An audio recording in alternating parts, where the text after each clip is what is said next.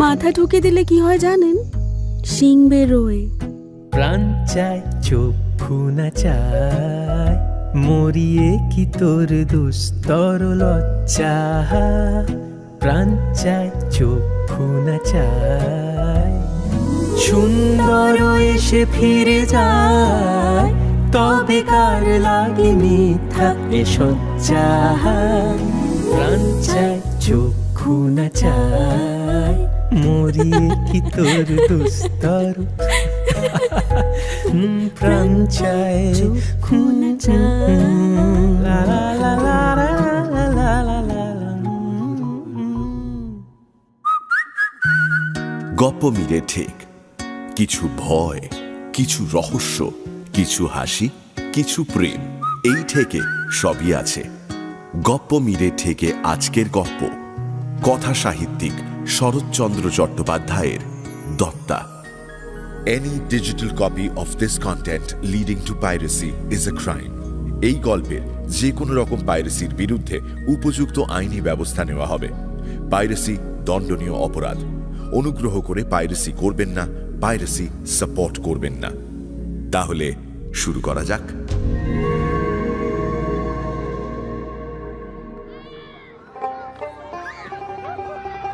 Hooghly branch স্কুলের তিন বন্ধু, বনমালী, রাসবিহারী এবং জগদীশ। তিনজনের কি ভালোবাসাই না ছিল। তিনজনের মধ্যে জগদীশ যেমন ছিল সবচেয়ে মেধাবী, তার অবস্থাও ছিল সবচেয়ে মন্দ। বনমালীরা সঙ্গতিপন্ন জমিদার, তবে পল্লী গ্রামের সরল জীবনযাত্রা নির্বাহ করত। রাসবিহারীদের অবস্থাও বেশ সচ্ছল, তবে জীবনযাপন খুব সাধারণ ছিল। এন্ট্রান্স পাশ করে এই তিন বন্ধু বটতলায় বসে ন্যাড়া বটকে সাক্ষী করে একটা প্রতিজ্ঞা করেছিল। আমরা জীবনে কখনো আলাদা হব না, কখনো বিয়ে করব না, আর উকিল হয়ে তিনজনেই একটা বাড়িতে থাকব। তবে ছেলেবেলার কল্পনা বদলে যেতে লাগলো বিএ ক্লাসে। কলকাতায় কেশব সেনের বক্তৃতার প্রভাবে বনমালী এবং রাসবিহারী প্রকাশ্যে দীক্ষা গ্রহণ করে ব্রাহ্ম সমাজভুক্ত হল। দুর্বল চিত্ত জগদীশ সেটা পারল না। জগদীশের ব্রাহ্মণ পণ্ডিত পিতা তখনও জীবিত ছিলেন, কিন্তু বাকি দুজনের সে বালাই ছিল না। কিছুকাল আগে বাবার মৃত্যুতে বনমালী তখন কৃষ্ণপুরের জমিদার এবং রাসবিহারী তাদের রাধাপুরের সমস্ত বিষয় আশয়ের একচ্ছত্র সম্রাট। কিছুদিন পরেই বনমালী এবং রাসবিহারী ব্রাহ্ম পরিবারে বিয়ে করে বিদুষী স্ত্রী নিয়ে বাড়ি ফিরলেন। এদিকে দরিদ্র জগদীশকে যথাসময় আইন পাশ করে এবং এক গৃহস্থ ব্রাহ্মণের কন্যাকে বিয়ে করে অর্থ উপার্জনের জন্য এলাহাবাদে চলে যেতে হলো। কিছুদিন পরে বনমালীও স্ত্রীকে নিয়ে কলকাতায় চলে গেল এবং একমাত্র জমিদারির ওপর নির্ভর না করে ব্যবসা শুরু করে দিল। রাসবিহারীর অল্প আয়, কাজেই সে কোনো মতে তার দেশের বাড়িতেই এক ঘরে হয়ে বসে রইল। ফলে তিন বন্ধুর একজন এলাহাবাদে, একজন রাধাপুরে এবং আরেকজন কলকাতায় চলে গেল। ছেলেবেলার সেই ভাবটা আর রইল না। কিছু বছর পরে জগদীশের ছেলে হলে সে বনমালীকে সুসংবাদ দিয়ে এলাহাবাদ থেকে লিখল, তোমার মেয়ে হলে তাকে পুত্রবধূ করে ছেলেবেলায় যে পাপ করেছি তার প্রায়শ্চিত্ত করব। তোমার দয়াতেই আমি উকিল হয়ে সুখে আছি, এ কথা কোনোদিন ভুলিনি। বনমালী তার উত্তরে লিখল, বেশ, কিন্তু আমার মেয়ে হওয়ার কোনো আশাই নেই। তবে যদি কোনোদিন মঙ্গলময়ের আশীর্বাদে সন্তান হয়, তোমাকে দেব। চিঠি লিখে বনমালী মনে মনে হাসল, কারণ বছর দুই আগে তার আরেক বন্ধু রাসবিহারীর যখন ছেলে হয়, সেও ঠিক এই প্রার্থনাটাই করেছিল। বাণিজ্যের কৃপায় সে এখন মস্ত ধনী। সবাই তার মেয়েকে ঘরে আনতে চায়। এরপর 25 বছর কেটে গেছে। রোগে ভুগে ভুগে বনমালী এখন শয্যায়। তার শুধু একটাই চিন্তা, একমাত্র সন্তান বিজয়ার বিয়েটা দিয়ে যাওয়া হলো না। সেদিন বিকেলে হঠাৎ বিজয়ার হাতখানি নিজের হাতের মধ্যে নিয়ে বনমালী বললেন, মা, আমার ছেলে নেই বলে আমি এতটুকু দুঃখ করি না। তুই আমার সব, তোর আমি ছাড়া আত্মীয় কেউ নেই। তোর এইটুকু মাথার ওপর আমার এত বড় বিষয়টা রেখে যেতেও আমার এক বিন্দু ভয় হয় না। আমি জানি আমার সমস্ত বজায় থাকবে। শুধু একটা অনুরোধ মা, দেখ, জগদীশ যাই করুক, সে আমার ছেলেবেলার বন্ধু, আমি তাকে ভালোবাসি মা, এই কথাটা ভুলিস না। তার একটি ছেলে আছে, তাকে চোখে দেখিনি, কিন্তু শুনেছি সে বড় সৎ ছেলে। বাপের দোষে সে যেন দণ্ড ভোগ না করে, এই আমার অনুরোধ। বিজয়া অশ্রুরুদ্ধ কণ্ঠে বলল, বাবা, তোমার আদেশ আমি কোনোদিন অমান্য করব না। জগদীশবাবু যতদিন বাঁচবেন তাকে তোমার মতোই মান্য করব, কিন্তু তার অবর্তমানে সমস্ত বিষয় মিছিমিছি তার ছেলেকে কেন ছেড়ে দেব বলো তো? তাকে তো আমরা কেউ চোখেই দেখিনি, আর যদি সত্যি সত্যি তিনি লেখাপড়া শিখে থাকেন, অনায়াসেই তো পিতৃঋণ শোধ করতে পারবেন।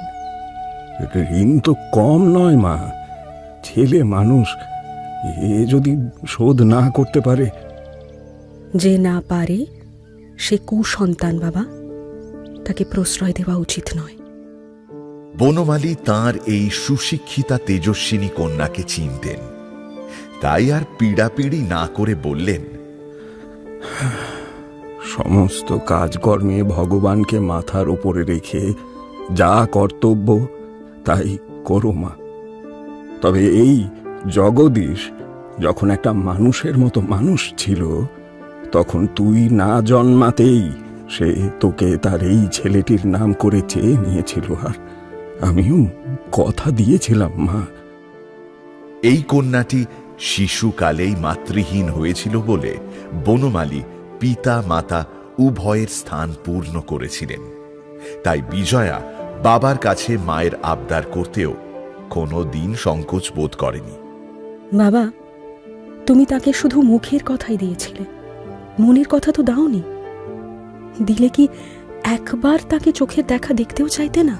রাসবিহারীর কাছে যখন শুনেছিলাম ডাক্তারেরা ছেলেটির দীর্ঘ জীবনের কোনো আশাই করেন না, তখন তাকে কাছে পেয়েও একবার আনিয়ে দেখতে চাইনি।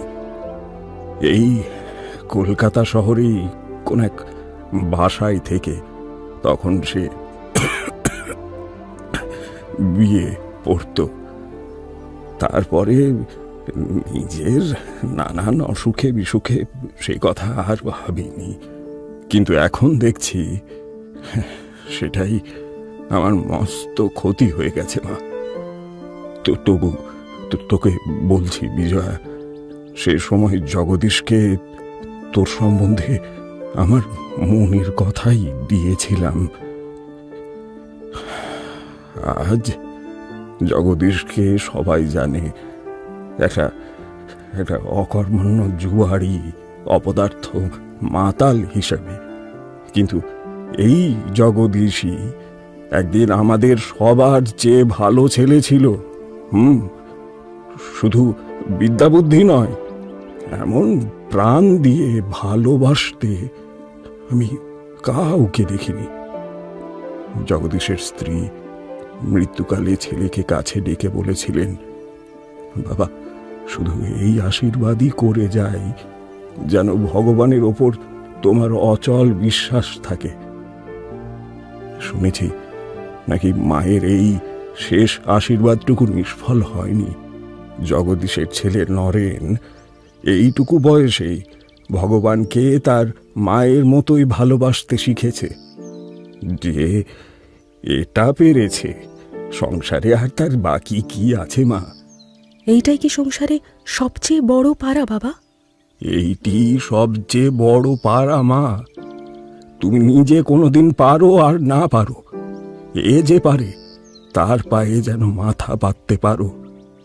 বাপের মুখে শুনেছি নরেন ডাক্তার হয়েছে, কিন্তু ডাক্তারি করে না, এখন ওর মামার কাছে আছে বর্মায়। যদি এ দেশে থাকতো, এই সময় একবার তাকে আনিয়ে চোখের দেখা দেখে নিতাম। যাই হোক, ভগবান করুন যেখানে যেমন করেই থাক, যেন বেঁচে থাকে। সন্ধে হয়েছিল। ভৃত্য আলো দিতে এসে বিলাসবাবুর আগমন সংবাদ জানিয়ে গেল। তবে তুমি নিচে যাও মা, আমি একটু বিশ্রাম করি।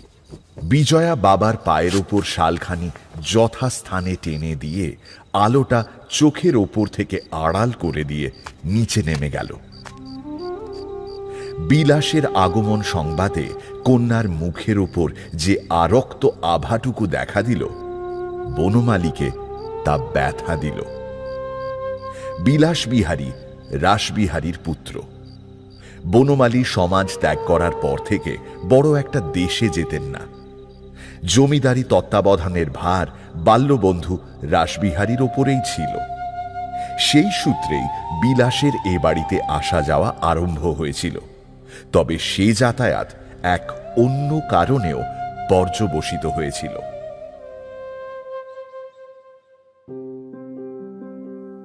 মাস 2 হল বনমালীর মৃত্যু হয়েছে। তার কলকাতার এত বড় বাড়িতে বিজয়া এখন একা। তার দেশের বিষয় সম্পত্তির দেখাশোনা রাসবিহারী করতে লাগলেন এবং সেই সূত্রে তার এক প্রকার অভিভাবক হয়েও বসলেন। কিন্তু নিজে থাকেন গ্রামে, সেই জন্য পুত্র বিলাসবিহারীর ওপরেই বিজয়ার সমস্ত খবরদারির ভার পড়ল। সেই তার প্রকৃত অভিভাবক হয়ে উঠল। তখন এই সময়টায় প্রতি ব্রাহ্ম পরিবারে সত্য, সুনীতি, সুরুচি এই শব্দগুলো বেশ বড় করেই শেখানো হতো। কারণ বিদেশে পড়তে এসে হিন্দু যুবকেরা যখন পিতা মাতার বিরুদ্ধে, দেবদেবীর বিরুদ্ধে, প্রতিষ্ঠিত সমাজের বিরুদ্ধে বিদ্রোহ করে এই সমাজের বাঁধানো খাতায় নাম লিখত, তখন এই শব্দগুলোই চাড়া দিয়ে তাদের কাঁচা মাথা ঘাড়ের উপর সোজা করে রাখত। কথাগুলো বিজয়াও শিখেছিল। আজ গ্রাম থেকে বিলাসবাবু বৃদ্ধ মাতাল জগদীশের মৃত্যু সংবাদ নিয়ে এসেছিলেন। মদ খেয়ে মাতাল হয়ে ছাদের ওপর থেকে পড়ে মারা গেছে। আমার বাবারও ছেলেবেলার বন্ধু ছিল, কিন্তু বাবা ওর মুখ পর্যন্ত দেখতেন না। টাকা ধার করতে এসেছিল 2 বার। বাবা চাকর দিয়ে তাকে ফটকের বাইরে বার করে দিয়েছিলেন। বাবা বলেন, এইসব দুর্নীতিপরায়ণ লোকগুলোকে প্রশ্রয় দিলে মঙ্গলময় ভগবানের শ্রীচরণে অপরাধ করা হয়। হ্যাঁ, অতি সত্য কথা। জগদীশের সমস্ত সম্পত্তি ন্যায়ত এখন আমাদের। তার ছেলে পিতৃঋণ শোধ করতে পারলে ভালো, না পারে আইন মতো আমাদেরই সমস্ত হাতে নেওয়া উচিত। এই টাকায় আমরা অনেক সৎকার্য করতে পারি। তাছাড়া জগদীশবাবু কিংবা তার ছেলে আমাদের সমাজভুক্ত নয় যে তাকে দয়া করা আবশ্যক। আপনার সম্মতি পেলেই বাবা সমস্ত ঠিক করে ফেলবেন বলে আজ আমাকে আপনার কাছে পাঠিয়েছেন। বিজয়া মৃত পিতার শেষ কথাগুলো স্মরণ করে ভাবতে লাগল। সহসা জবাব দিতে পারল না। শুনুন, দ্বিধা, দুর্বলতা, মহাপাপ। আমি ঠিক করেছি তার বাড়িটায় আপনার নাম করে যা কোথাও নেই, কোথাও হয়নি, আমি তাই করব। পাড়াগাঁয়ের মধ্যে ব্রাহ্ম মন্দির প্রতিষ্ঠা করে দেশের হতভাগ্য মূর্খ লোকগুলোকে ধর্ম শিক্ষা দেব। ভেবে দেখুন, এদের মূর্খতার জ্বালাতেই বিরক্ত হয়ে আপনার স্বর্গীয় পিতৃদেব দেশ ছেড়েছিলেন। তার কন্যা হয় কি আপনার উচিত নয় এই নোবেল প্রতিশোধ নিয়ে তাদেরই এই চরম উপকার করা? সমস্ত দেশের মধ্যে একটা কত বড় নাম, কত বড় সাড়া পড়ে যাবে ভেবে দেখুন দেখি। হিন্দুদের স্বীকার করতেই হবে যে ব্রাহ্ম সমাজে মানুষ আছে, হৃদয় আছে, স্বার্থ ত্যাগ আছে। যাকে তারা নির্যাতন করে দেশ থেকে বিদায় করে দিয়েছিল, সেই মহাত্মারী মহীয়সী কন্যা তাদেরই মঙ্গলের জন্য এই বিপুল স্বার্থ ত্যাগ করেছেন। এই বলে বিলাসবিহারী সম্মুখের টেবিলের ওপর একটা প্রচণ্ড চাপড় মারল। শুনতে শুনতে বিজয়া মুগ্ধ হয়ে গিয়েছিল। তবু বাবার কথাগুলো মনে করে দ্বিধা ভরে জিজ্ঞাসা করল, তার ছেলে নরেন্দ্র এখন সে কোথায় আছে জানেন? জানি, হতভাগ্য পিতার মৃত্যুর পর সে বাড়ি এসে এখন দেশেই আছে। আপনার সঙ্গে বোধহয় আলাপ আছে। আলাপ? ছি! তবে সেদিন রাস্তায় হঠাৎ একটা পাগলের মতো নতুন লোক দেখে আশ্চর্য হয়েছিলাম। শুনলাম সেই নরেন মুখুজ্জে, মাথায় বড় বড় চুল, যেমন লম্বা তেমনি রোগা, তাল পাতার সেপাই। চেহারা নিয়ে গর্ব করবার অধিকার বিলাসের ছিল, কারণ সে বেঁটে, মোটা এবং ভারী জোয়ান। সে আরও কি বলতে যাচ্ছিল, বিজয়া বাধা দিয়ে জিজ্ঞাসা করল, আচ্ছা বিলাসবাবু, জগদীশবাবুর বাড়িটা যদি আমরা সত্যিই দখল করে নিই, গ্রামের মধ্যে কি একটা বিশ্রী গোলমাল উঠবে না? একেবারে না। ওই মাতালটার ওপর কারো বিন্দুমাত্র সহানুভূতি ছিল না। কিন্তু আমি বলি কি, অন্তত কিছুদিনের জন্য আপনার একবার দেশে যাওয়া কর্তব্য। কেন? আমরা তো কখনো সেখানে যাইনি। সেই জন্যই তো আপনার যাওয়া উচিত। প্রজাদের একবার তাদের মহারানীকে দেখতে দিন। আপনার বাবা সমস্ত দেশের মালিক হয়েও যে কতকগুলো খ্যাপা কুকুরের ভয়ে আর কখনো গ্রামে ফিরে গেলেন না, এই কি আমাদের ব্রাহ্ম সমাজের আদর্শ? শুনুন, আমি 10 দিনের মধ্যে সব ব্যবস্থা করে দিচ্ছি, যাতে ওখানে আপনার কোনো অসুবিধা না হয়। বিজয়াকে রাজি করে বিলাস প্রস্থান করলেন। বিজয়া সেইখানেই চুপ করে বসে রইল। দেশে সে কখনো যায়নি। বাবার মুখে অনেক বর্ণনা শুনেছিল। আজ কোথা থেকে অকস্মাৎ সেই সব বিস্তৃত বিবরণ বিজয়ার চোখের ওপর দেখা দিল। কলকাতার এই বিপুল জনারণ্যের মধ্যেও বিজয়ার বাবা যে কিভাবে একা দিন যাপন করে গেছেন, আজ যেন সে চোখের ওপর তা দেখতে পেয়ে একেবারে ভয় পেয়ে গেল। এবং আশ্চর্য এই যে গ্রাম, যে ভিটের সঙ্গে তার জন্মাবধি পরিচয় নেই, সেটাই আজ তাকে দুর্নিবার শক্তিতে টানতে লাগল।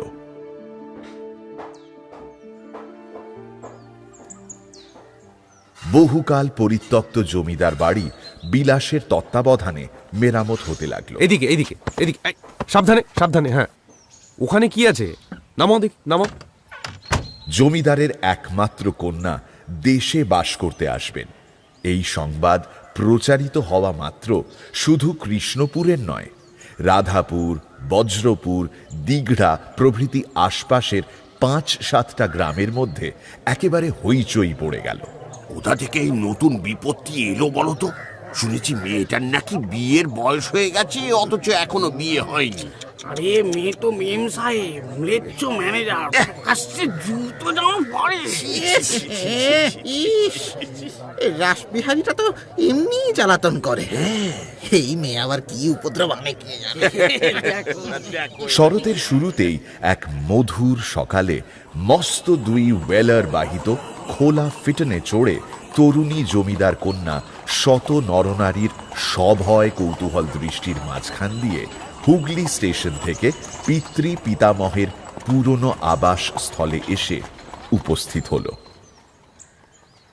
5-6 দিন কাটবার পরে একদিন সকালবেলা বিজয়া নিচের বসবার ঘরে বিলাসবাবুর সঙ্গে বিষয় সম্পত্তি সম্বন্ধে কথা বলছিল। বেয়ারা এসে জানালো একজন দেখা করতে চায়। এইখানে নিয়ে এসো। কিছুক্ষণ পরে যে ভদ্রলোকটি বেয়ারার পেছনে ঘরে প্রবেশ করল, তার দিকে তাকিয়েই বিজয়া বিস্মিত হল। বয়স 25 কি 26 হবে।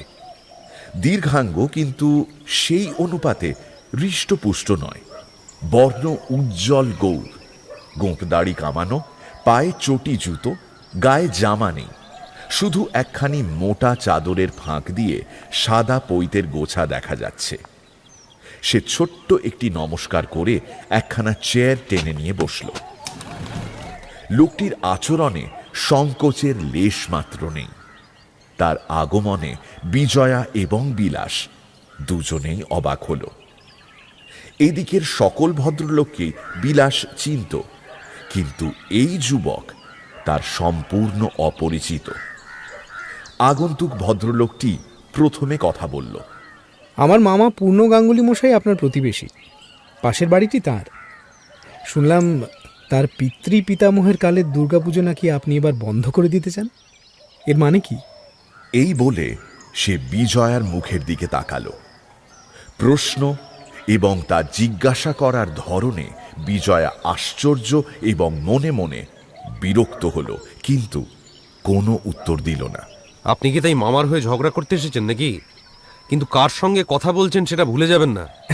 না না, ছি ছি ছি, আসলে কথাটা আমার বিশ্বাস হয়নি বলেই ভালো করে জেনে যেতে এসেছি। নিরর্থক নিজের প্রতিবেশীর ধর্মবিশ্বাসে আঘাত করবেন, এটা তো বিশ্বাস না হওয়াই স্বাভাবিক। কেন? আপনি ধর্ম বললেই সকলে তাকে শিরোধার্য করে মেনে নেবে। পুতুল পুজো আমাদের কাছে ধর্ম নয়, এবং তার নিষেধ করাটাও আমরা অন্যায় বলে মনে করি না। আগন্তুক গভীর বিস্ময়ে বিজয়ার মুখের প্রতি দৃষ্টিপাত করে বলল, আপনিও কি তাই বলেন নাকি? আমার কাছে কি আপনি এর বিরুদ্ধ মন্তব্য শুনবার আশা করে এসেছিলেন? দেখুন, আমি এ গ্রামের লোক নই, তবুও সত্যি এটা আপনার কাছে আশা করিনি। সাকার নিরাকার উপাসনার পুরনো ঝগড়া আমি এখানে তুলব না, কিন্তু ভেবে দেখুন, গ্রামের মধ্যেই একটি পুজো হয়, সমস্ত লোক সারা বছর এই 3টি দিনের আশায় পথ চেয়ে বসে আছে। এবার গ্রাম আপনার, প্রজারা আপনার ছেলে মেয়ের মতো। আপনার আশার সঙ্গে সঙ্গে গ্রামের আনন্দ উৎসব যে শতগুণ বেড়ে যাবে, এই আশাই তো সকলে করে। কিন্তু তা না হয়ে এত বড় দুঃখ, এত বড় নিরানন্দ বিনা অপরাধে আপনার দুঃখী প্রজাদের মাথায় নিজে তুলে দেবেন, আমি তা বিশ্বাস করতে পারিনি। বিজয়া সহসা উত্তর দিতে পারল না। দুঃখী প্রজাদের নামে তার কোমল চিত্ত ব্যথায় ভরে উঠল। বিলাসবাবু বিজয়ার সেই নিঃশব্দ স্নেহার্দ্র মুখের প্রতি তাকিয়ে ভেতরে ভেতরে উষ্ণ এবং উদ্বিগ্ন হয়ে তাচ্ছিল্যের ভঙ্গিতে বলে উঠলেন, এই আপনি অনেক কথা বলছেন।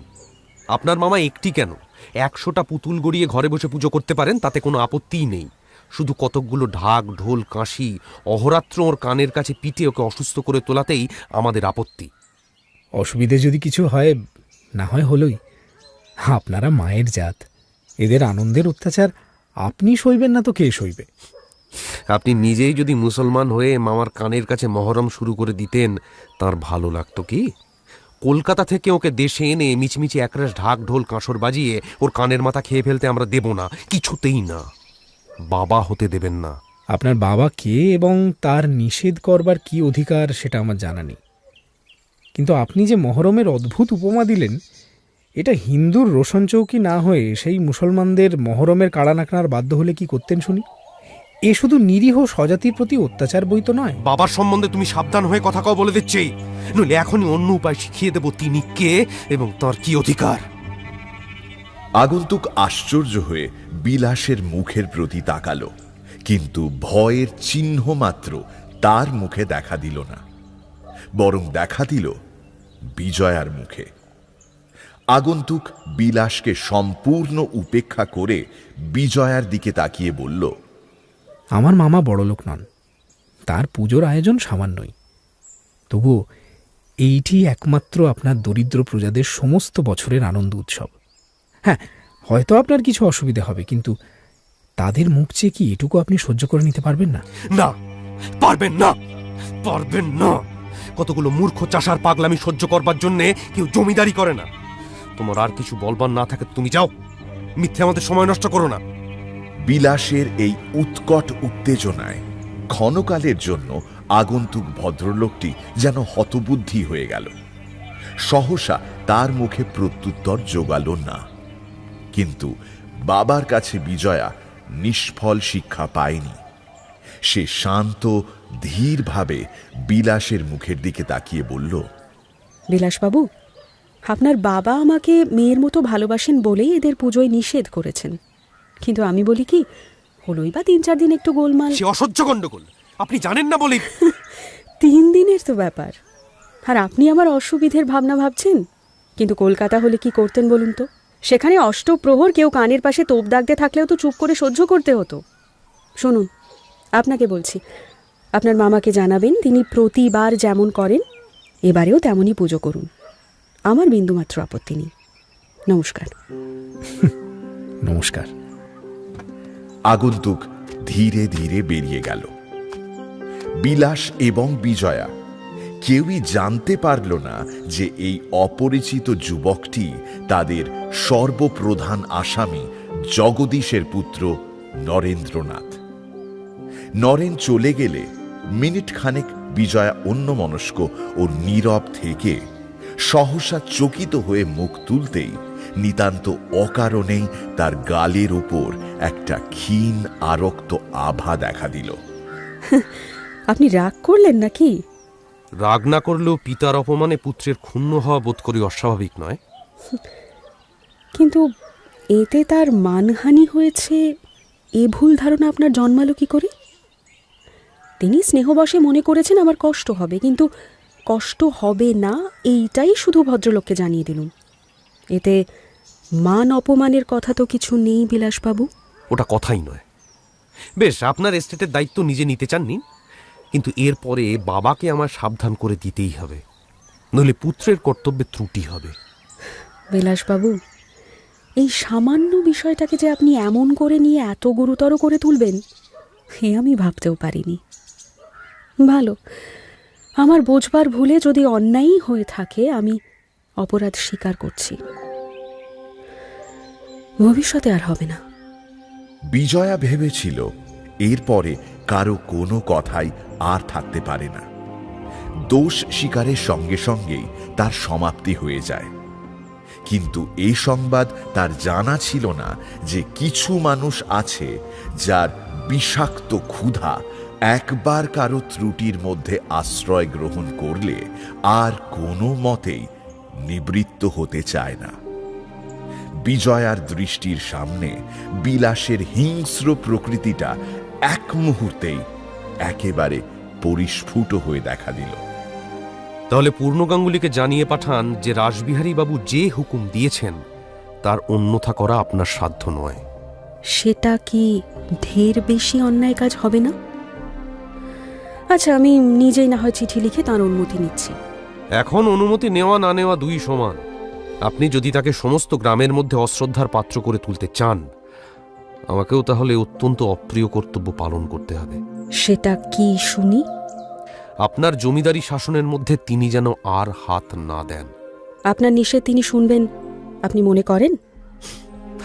অন্তত সেই চেষ্টাই আমাকে করতে হবে। বেশ, আপনি যা পারেন করবেন, কিন্তু অপরের ধর্মকর্মে আমি বাধা দিতে পারবো না। আপনার বাবা কিন্তু এ কথা বলতে সাহস করতেন না। আমার বাবার কথা আপনার চেয়ে আমি ঢের বেশি জানি বিলাসবাবু, কিন্তু সে নিয়ে তর্ক করে কি হবে? আমার স্নানের বেলা হলো, আমি উঠলাম। এই বলে সে সমস্ত বাগবিতণ্ডা জোর করে বন্ধ করে দিয়ে উঠে দাঁড়াতেই ক্রোধোন্মত্ত বিলাসের মুখের ওপর থেকে ধার করা ভদ্রতার মুখোশ এক মুহূর্তে খসে পড়ল। তিনি নিজেও স্বভাবটাকে একেবারে অনাবৃত উলঙ্গ করে দিয়ে নিরতিশয় কটু কণ্ঠে বলে ফেললেন, মেয়ে মানুষ যাত্রা এমনই নেমোখারাম। বিজয়া পা বাড়িয়েছিল, বিদ্যুৎ বেগে ফিরে দাঁড়িয়ে এক মুহূর্ত এই বর্বরটার মুখের প্রতি তীক্ষ্ণ দৃষ্টিপাত করে নিঃশব্দে ধীরে ধীরে ঘর ছেড়ে চলে গেল। এবং প্রায় সঙ্গে সঙ্গেই বিলাস শুষ্ক হয়ে উঠলেন। বিলাসও খানিকক্ষণ চুপ করে বসে থেকে মুখখানা কালি করে আস্তে আস্তে বাড়ি চলে গেলেন। সেদিন বিকেলে রাসবিহারী ছেলেকে সঙ্গে করে দেখা করতে এলেন। কাজটা ভালো হয়নি মা। আমার হুকুমের বিরুদ্ধে হুকুম দেওয়ায় আমাকে ঢের বেশি অপ্রতিভ করা হয়েছে। তা যাক, বিষয় যখন তোমার, তখন এ নিয়ে আর অধিক ঘাঁটাঘাঁটি করতে চাইনি। কিন্তু বারবার এরকম ঘটলে আত্মসম্মান বজায় রাখবার জন্য আমাকে তফাৎ হতেই হবে, তা জানিয়ে রাখছি। বিজয়া কোনো উত্তর দিল না, বরং মৌন মুখে সে অপরাধটা একরকম স্বীকার করেই নিল। রাসবিহারী তখন কোমল হয়ে বিষয় আশয় সংক্রান্ত অন্যান্য কথাবার্তা তুললেন। জগদীশের দরুন বাড়িটা যখন তুমি সমাজকেই দান করলে মা, তখন আর দেরি না করে এই পুজোর ছুটিটা শেষ হলেই তার দখল নিতে হবে, কি বলো? আপনি যা ভালো বুঝবেন তাই হবে, টাকা পরিশোধ করবার মেয়াদ তো তাদের শেষ হয়ে গেছে না? হ্যাঁ, সে অনেক দিন। শুনলাম তার ছেলে এখানে আছেন, তাকে ডেকে আরো কিছুদিন সময় দিয়ে দেখলে হয় না? যদি কোনো উপায় করতে পারেন। পারবে না, পারবে না, পারলে বাড়লেই বা আমরা দেবো কেন? টাকা নেবার সময় তো সে মাতালটার কোনো হুঁশ ছিল না। কি শর্ত করছি, এ শোধ দেবো কি করে?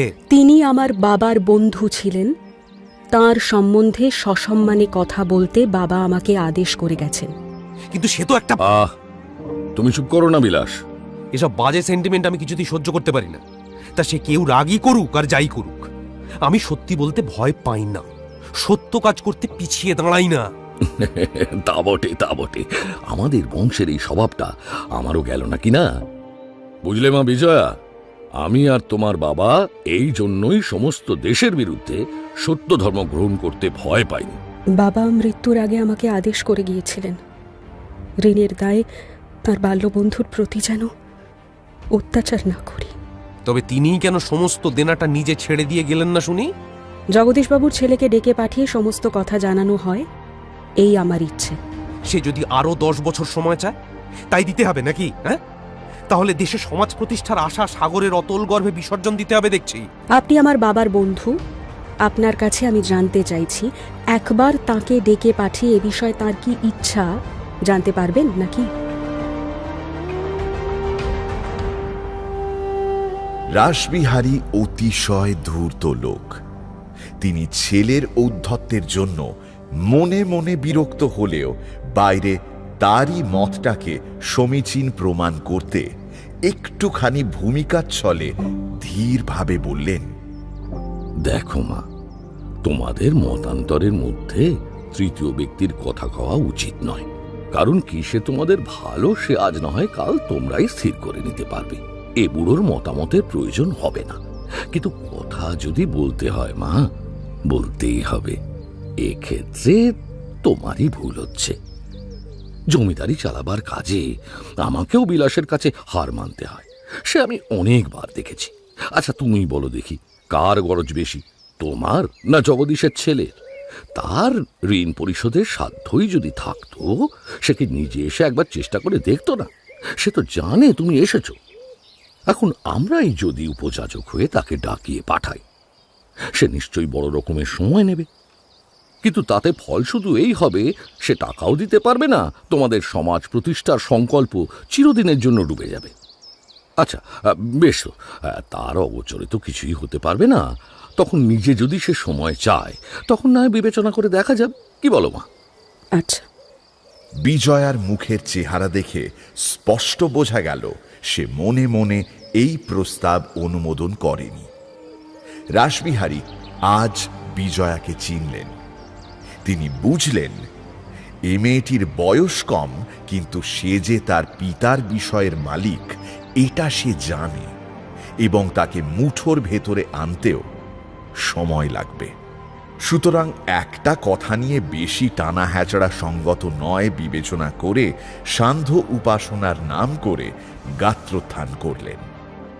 বিজয়া প্রণাম করে নিঃশব্দে আসন ছেড়ে উঠে দাঁড়াল।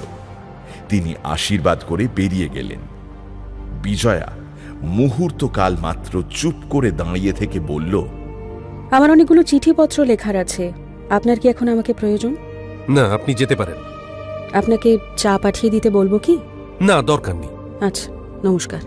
এই বলে বিজয়া ঘর ছেড়ে চলে গেল।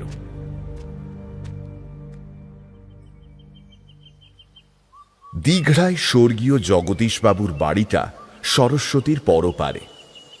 এখন শরৎকালের শেষে সরস্বতীর জলধারা শীর্ণতর হয়ে আসছে এবং তীরের ওপর দিয়ে যাতায়াতের পথটিও পায়ে পায়ে শুকিয়ে কঠিন হয়ে উঠছিল। এই পথের ওপর দিয়ে আজ বিকেলে বিজয়া বৃদ্ধ দারোয়ান কানহাইয়া সিংকে সঙ্গে করে বেড়াতে বেরিয়েছিল। ওপারের বাবলা, বাঁশ, খেজুর প্রভৃতি গাছপালার ফাঁক দিয়ে অস্তমিত সূর্যের আরক্ত আভা মাঝে মাঝে তার মুখের ওপর এসে পড়ছে। অন্যমনস্ক দৃষ্টিতে উভয় তীরের এটা ওটা সেটা দেখতে দেখতে উত্তর দিকে যেতে যেতে হঠাৎ এক স্থানে এসে তার চোখে পড়ল নদীর মধ্যে বাঁশ দিয়ে পারাপারের জন্য একটা সেতু প্রস্তুত করা হয়েছে। আচ্ছা, এটা আরো কাছ থেকে দেখার জন্য বিজয়া জলের ধারে এসে দাঁড়াতে দেখতে পেল কিছু দূরে বসে একজন অত্যন্ত নিবিষ্ট চিত্তে মাছ ধরছে। নমস্কার। সাড়া পেয়ে লোকটি মুখ তুলে নমস্কার করল। নমস্কার।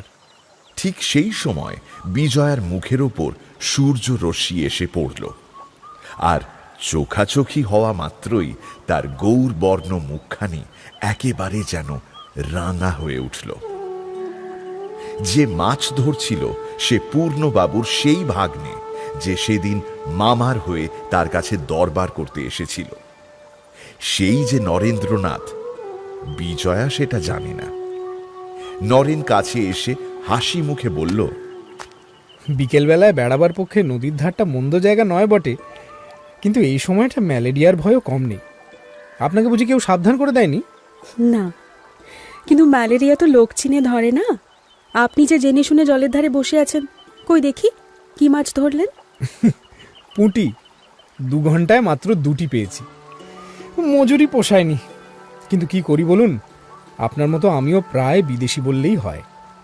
প্রায় কারোর সঙ্গেই তেমন আলাপ পরিচয় নেই, কিন্তু বিকেলটা তো যা করে হোক কাটাতে হবে, তাই না? আপনাদের বাড়ি বুঝি পূর্ণবাবুর বাড়ির কাছেই? না, আমাদের বাড়ি ওই দিঘড়ায়, এই বাঁশের পুল দিয়ে যেতে হয়। তাহলে বোধহয় জগদীশবাবুর ছেলে নরেনবাবুকে আপনি চেনেন? হ্যাঁ। তিনি কিরকম লোক আপনি বলতে পারেন? বলে ফেলেই নিজের অভদ্র প্রশ্নে অত্যন্ত লজ্জিত হয়ে উঠল বিজয়া। এই লজ্জা লোকটির দৃষ্টি এড়াল না। তার বাড়ি তো আপনি দেনার দায় কিনে নিয়েছেন, এখন তার সম্বন্ধে অনুসন্ধান করে আর লাভ কি? কিন্তু যে সৎ উদ্দেশ্যে নিলেন সে কথাই এই অঞ্চলে সবাই শুনেছে। জগদীশবাবুর সর্বস্ব আপনার বাবার কাছে বাঁধা ছিল। তার ছেলের সাধ্য নেই অত টাকা শোধ করেন, মেয়াদও শেষ হয়েছে, এসব কথাও সবাই জানে। বাড়িটি কেমন? মন্দ নয়, বেশ বড় বাড়ি। যে জন্য নিচ্ছেন তার পক্ষে ভালোই হবে। চলুন না, আর একটু এগিয়ে গেলেই দেখতে পাওয়া যাবে। দুজনে এরপর চলতে শুরু করলো। আপনি যখন গ্রামের লোক তখন সমস্তটা নিশ্চয়ই জানেন। আচ্ছা, শুনেছি নরেনবাবু বিলেত থেকে ভালো করেই ডাক্তারি পাশ করে এসেছেন। কোনো ভালো জায়গায় প্র্যাকটিস আরম্ভ করে আরও কিছুদিন সময় নিয়েও কি বাবার ঋণটা শোধ করতে পারেন না? সম্ভব নয়। শুনেছি চিকিৎসা করাই নাকি তার সংকল্প নয়। তবে তার সংকল্পটা কি শুনি? এত খরচপত্র করে বিলেতে গিয়ে কষ্ট করে ডাক্তারি শিখবার ফলটাই বা কি হতে পারে? লোকটি বোধহয় একেবারেই অপদার্থ। তা অসম্ভব নয়। তবে শুনেছি নাকি নরেনবাবু নিজে চিকিৎসা করে রোগ সারানোর চেয়ে এমন কিছু একটা নাকি আবিষ্কার করে যেতে চান যাতে ঢের ঢের বেশি লোকের উপকার হবে। শুনতে পাই নানা প্রকার যন্ত্রপাতি নিয়ে দিনরাত পরিশ্রমও খুব করেন। বাবা, সে তো অনেক বড় কথা, কিন্তু তার বাড়ি ঘর দর গেলে কি করে এসব করবেন? তখন তো রোজগার করা চাই। আচ্ছা, বিলেতে যাওয়ার জন্য এখানকার লোকে তাকে এক ঘরে করে রেখেছে, তাই না? সে তো নিশ্চয়ই। আমার মামা পূর্ণবাবু তারও তো এক প্রকার আত্মীয়, তবুও পুজোর কদিনে বাড়িতে ডাকতে সাহস করেননি। কিন্তু তাতে তার কিছুই আসে যায় না। নিজের কাজকর্ম নিয়ে আছেন, সময় পেলে ছবি আঁকেন, বাড়ি থেকে বাড়ি হন না। ওই যে ওইটা তার বাড়ি। এই বলে আঙুল দিয়ে গাছপালায় ঘেরা একটা বৃহৎ অট্টালিকা দেখিয়ে দিল। এই সময় বুড়ো দারোয়ান কানহাইয়া সিং পেছন থেকে ভাঙা বাংলায় জানালো, এবার ফিরতে হবে মাইজি, নইলে সন্ধ্যা হয়ে যাবে। হ্যাঁ হ্যাঁ, কথায় কথায় অনেক পথ এসে পড়েছেন। ওরা আবার ফেরার পথ ধরল। তাহলে তো তার কোনো আত্মীয় কুটুম্বের ঘরে আশ্রয় পাবার ভরসা নেই, তাই না? একেবারেই না। তিনি যে কারো কাছে যেতে চান না সে কথা ঠিক, নইলে এ মাসের শেষেই তো তাকে বাড়ি ছেড়ে দেবার নোটিশ দেওয়া হয়েছে। আর কেউ হলে অন্তত আমাদের সঙ্গে একবার দেখা করার চেষ্টা করতেন। হয়তো তার দরকার নেই, নয় ভাবেন লাভ কি? আপনি তো আর সত্যিই তাকে বাড়িতে থাকতে দিতে পারবেন না। না পারলেও আর কিছুকাল থাকতে দিতেও তো পারা যায়। দেনার দায় হাজার হলেও তো একজনকে তার বাড়ি ছাড়া করতে সকলেরই কষ্ট হয়। কিন্তু আপনার কথাবার্তার ভাবে বোধ হয় যেন তার সঙ্গে আপনার পরিচয় আছে, তাই না? ওরা এবার পুলের কাছে এসে পড়ল। এই আমাদের গ্রামে ঢোকবার পথ। নমস্কার। এই বলে হাত তুলে নমস্কার করে নরেন সংকীর্ণ বন্য পথের ভেতরে অদৃশ্য হয়ে গেল। এ বাবুটি কে মাইজি? বিজয়া এতটাই অন্যমনস্ক হয়ে পড়েছিল যে বুড়োর প্রশ্ন তার কানেই পৌঁছল না। সেই প্রায় অন্ধকার নদী তটের সমস্ত নীরব মাধুর্যকে সে সম্পূর্ণ উপেক্ষা করে স্বপ্নাবিষ্টের মতো শুধু এই কথা ভাবতে ভাবতেই পথ চলতে লাগলো। লোকটি কি এবং আবার কবে দেখা হবে? আমরাই নোটিশ দিয়েছি, আবার আমরাই যদি তাকে রদ করতে যাই, আর 5 জন প্রজার কাছে সেটা কিরকম দেখাবে একবার ভেবে দেখো দেখি মা। এই মর্মে একখানা চিঠি লিখে তার কাছে পাঠিয়ে দিন না। আমার মনে হচ্ছে নরেনবাবু শুধু অপমানের ভয়ে এখানে আসতে সাহস করছেন না। তিনি নিশ্চয়ই ভেবেছেন তার প্রার্থনা আমরা মঞ্জুর করব না। মহামানী লোক দেখছি, তাই অপমানটা ঘাড়ে নিয়ে আমাদের চেঁচে তাকে থাকতে দিতে হবে। তাতেও দোষ নেই কাকাবাবু। অযাচিত দয়া করার মধ্যে কোনো লজ্জা নেই। ভালো, লজ্জা আনা হয়নি। তোমার বাবা যথেষ্ট টাকা রেখে গেছেন, তুমি অন্য ব্যবস্থা করতে পারো।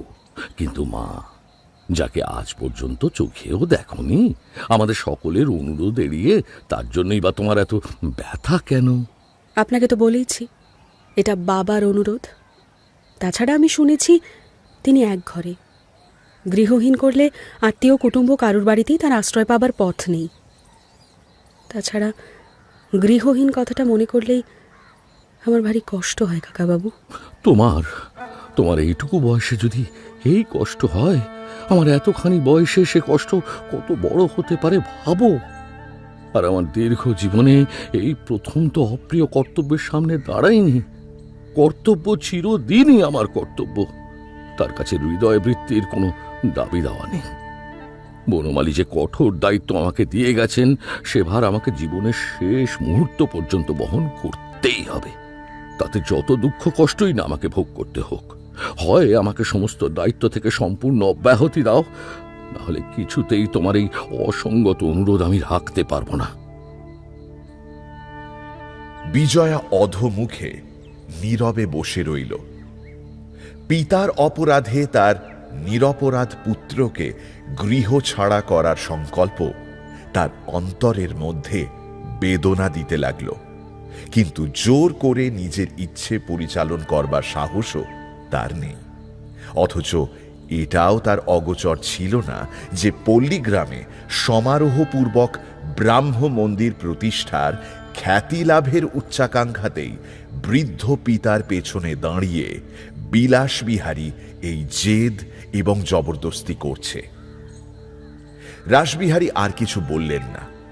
বিজয়াও খানিকক্ষণ চুপ করে বসে থেকে নীরবে সম্মতি দিল বটে, কিন্তু ভেতরে ভেতরে তার পরদুঃখ কাতর স্নেহ কোমল নারী চিত্ত এই বৃদ্ধের প্রতি অশ্রদ্ধা ও তার পুত্রের প্রতি বিতৃষ্ণায় ভরে উঠল।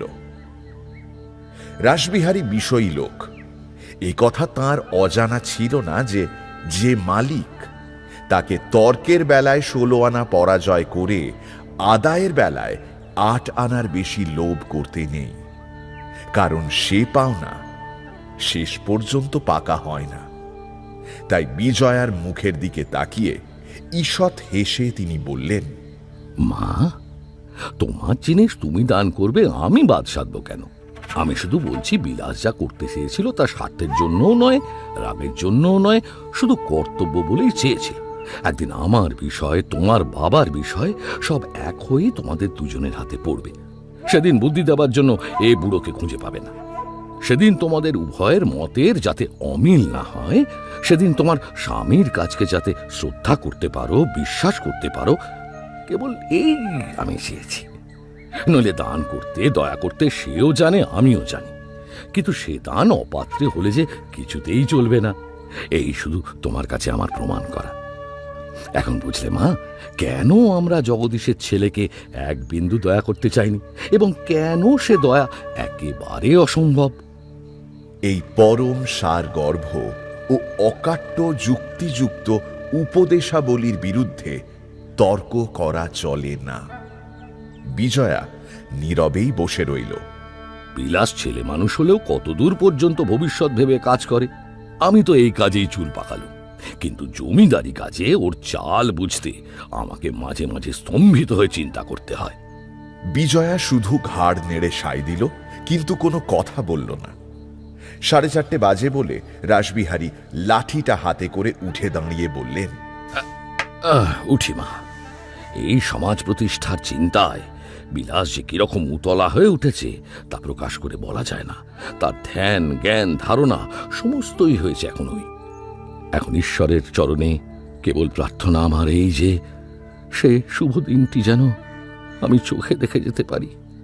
এই বলে তিনি দুহাত জড়ো করে ব্রহ্মের উদ্দেশ্যে বারবার নমস্কার করলেন। দরজার কাছে এসে তিনি দাঁড়িয়ে বলে উঠলেন, ছোকরা একবার আমার কাছে এলেও না হয় একটা বিবেচনা করার চেষ্টা করত, কিন্তু তাও তো কখনো।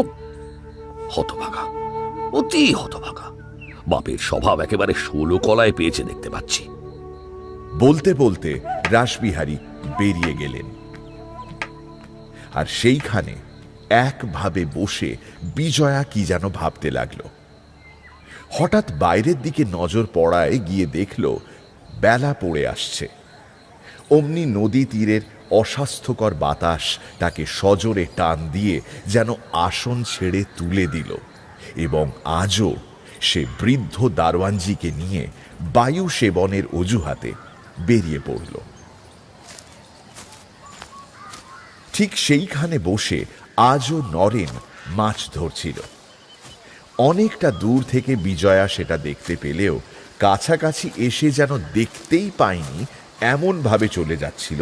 সহসা কনহাইয়া সিং পেছন থেকে ডাক দিয়ে উঠল, সালাম বাবুজি, শিকার মিলা? কথাটা কানে যেতেই তার মূল পর্যন্ত বিজয়া আরক্ত হয়ে উঠল।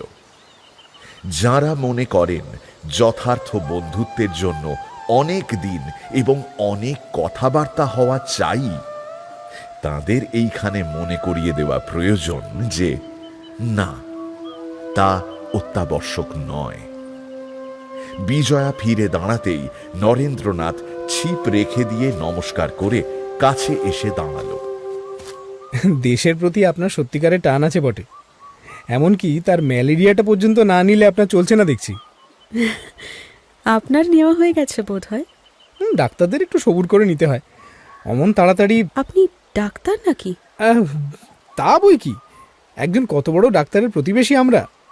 সবাইকে দিয়ে থুয়ে তবে তো আমাদের, কি বলেন? শুধু প্রতিবেশী নয়, তিনি যে আপনার একজন বন্ধু সে আমি অনুমান করেছিলাম। আমার কথা তাকে গল্প করেছেন নাকি? আপনি তাকে একটা অপদার্থ হতভাগা মনে করেন, এ তো পুরনো গল্প, সবাই করে, এ আর নতুন করে বলবার দরকার কি? তবে একদিন হয়তো সে আপনার সঙ্গে দেখা করতে যাবে। আমার সঙ্গে দেখা করে তার লাভ কি? কিন্তু তার সম্বন্ধে তো এরকম কোনো কথা আপনাকে বলিনি আমি। না বলে থাকলেও বলাই তো উচিত ছিল। যার বাড়িঘরদোর বিকিয়ে যায় তাকে সবাই হতভাগ্য বলে, আমরাও বলি। সামনে না পারি, আড়ালেও তো আমরা বলতে পারি। আপনি তো তার খুব ভালো বন্ধু। তা ঠিক, এমনকি তার হয়ে আমি নিজেই আপনাকে ধরতুম যদি না জানতুম আপনি সদুদ্দেশেই তার বাড়িখানা গ্রহণ করেছেন।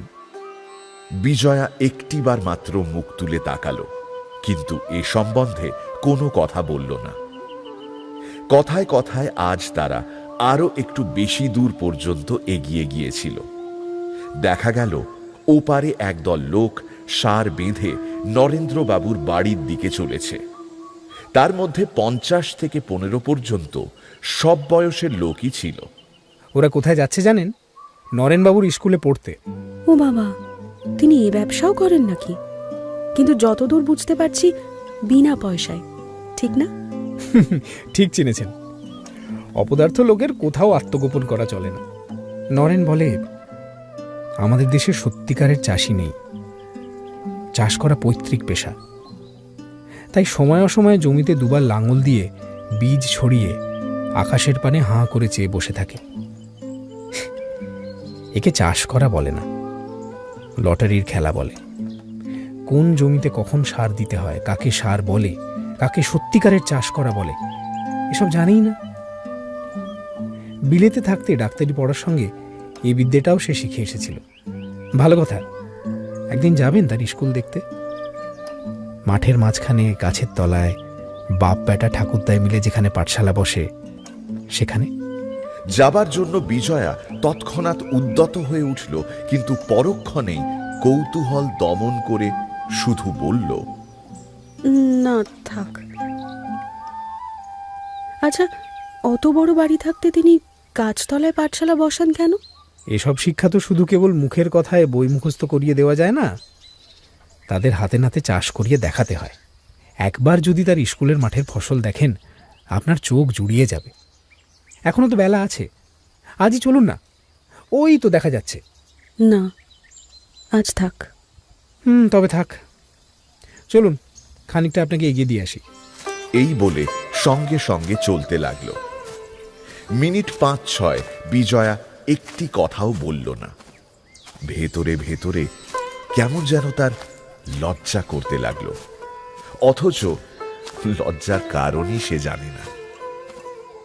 আপনি ধর্মের জন্যই যখন তার বাড়িটা নিচ্ছেন, এই কবিকে জমি যখন ভালো কাজেই লাগছে, তখন এটা তো আপনি অনায়াসেই ছেড়ে দিতে পারেন। এই অনুরোধ করবার জন্য তার তরফ থেকে আপনার কোনো অধিকার আছে নাকি? এই অধিকার দেবার উপর নির্ভর করে না, নেবার উপর নির্ভর করে। যা ভালো কাজ, তার অধিকার মানুষ সঙ্গে সঙ্গেই ভগবানের কাছে পায়, মানুষের কাছে হাত পেতে নিতে হয় না। যে অনুগ্রহ প্রার্থনা করার জন্য আপনি মনে মনে বিরক্ত হলেন, পেলে কারা পেত জানেন? দেশের নিরন্ন কৃষকেরা। সে অধিকার নরেনের কাছে চাইতে যাব কেন বলুন? কিন্তু আপনার বন্ধু তো শুধু এই জন্যই এখানে বসে থাকতে পারবেন না। না, কিন্তু তিনি হয়তো আমার উপর এ ভার দিয়ে যেতে পারেন। সে আমি অনুমান করেছিলাম। করবারই কথা। এই কাজ আগে ছিল দেশের ভূস্বামীর, তাদের ব্রহ্মোত্তর দিতে হতো। এখন সে দায় নেই বটে, কিন্তু তার জের মেটেনি। তাই 2-4 বিঘে কেউ ঠকিয়ে নেবার চেষ্টা করলেই তারা পূর্ব সংস্কার বসে টের পান। বিজয়া নিজেও এ হাসিতে যোগ দিতে গেল, কিন্তু পারল না। এই সরল পরিহাস তার অন্তরের কোথায় গিয়ে যেন বিঁধে রইল।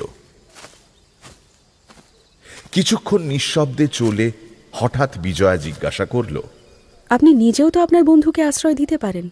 কিন্তু আমি তো এখানে থাকি না, বোধহয় 1 সপ্তাহ পরেই চলে যাব। কিন্তু বাড়ি যখন এখানে, তখন নিশ্চয়ই ঘন ঘন যাতায়াত করতে হয়। না, আর বোধহয় আমাকে আসতে হবে না। বিজয়ার বুকের মধ্যে তোলপাড় করতে লাগলো। সে মনে মনে বুঝল, এ সম্বন্ধে অযথা প্রশ্ন করা আর কোনো মতেই উচিত হবে না। কিন্তু কিছুতেই কৌতূহল দমন করতে না পেরে সে বলল, আপনার বাবা মা? আমার বাপ মা ভাই বোন কেউ নেই। এই যে আপনার বাড়ি এসে পড়া গেছে। নমস্কার, আমি চললাম। ভেতরে আসবেন না? না, ফিরে যেতে অন্ধকার হয়ে যাবে। নমস্কার। নমস্কার।